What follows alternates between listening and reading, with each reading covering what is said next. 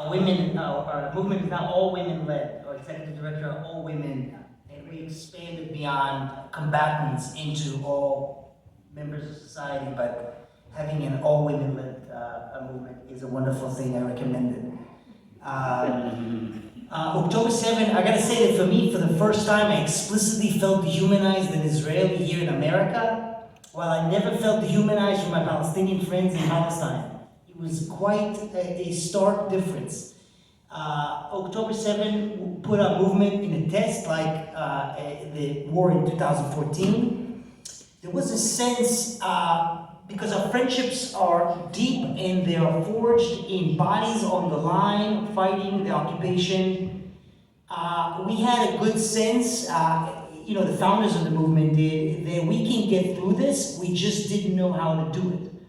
We didn't know how to do it because we didn't know the roles. We as Israelis felt the earthquake is shattering our very existence on the land, experience we never had, in magnitude we never experienced, that evoked traumas that we were taught as children about the Holocaust. We really felt vulnerable like we never had before. This level, so we had to navigate that with the fact that this level of violence, this level of killing and brutality is something that Palestinians are much more experienced with because they go through it much more often. So, but they also had to take a different role in which they're not used to taking. So it took some time, but we never stopped talking. We trusted that we can figure this out even though we don't know the way, because usually we don't know the way. Usually there is no playbook for joint struggle. There is no a formula. We have to invent it. And we have to navigate through two different, while being fairly radical to both societies. The idea you work together in this way during a violent conflict. So after the one-on-ones, which the confidence that we can get through it, we decided to have uninational conversations.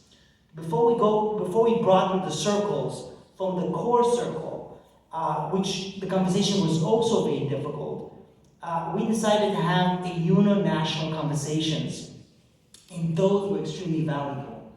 Those were the key, because a room with just Israeli Jews and a room just with Palestinians can prepare you before you meet each other. You need to process separately. I thought it was a brilliant move to do.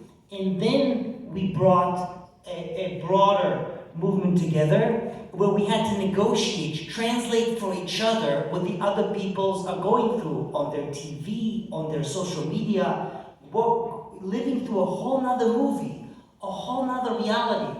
So we had to bridge, folks who watch Al Jazeera and CNN and Israeli news would translate to each other what is the experience of the society, make it a little easier to come to the same grounding, still, grounded in our commitment to humanity first, our commitment to each other, and our commitment to our path of peace and nonviolence, no matter what happens. And then we decided to have a meeting of just the Israelis with a Palestinian observer. A Palestinian just observes how Israelis process this moment. Now, a lot of our members said, I'm not sure I can be here, but I don't know where else to be. I don't know, because the entire ecosystem of political, of peace work and joint work was collapsing. Friendships were ruined, people didn't speak to each other, used to be close friends.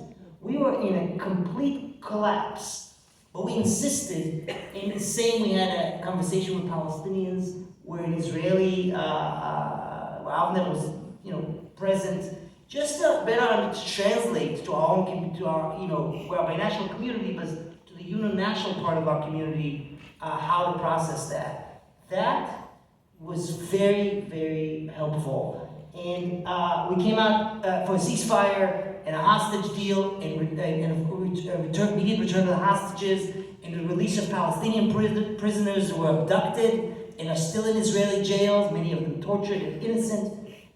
We came with a strong demand to release all the hostages and to stop the bloodshed, because peace will deliver.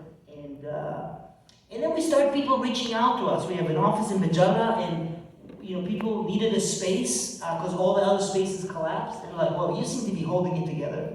Can we use your facility, have your advice? And we really felt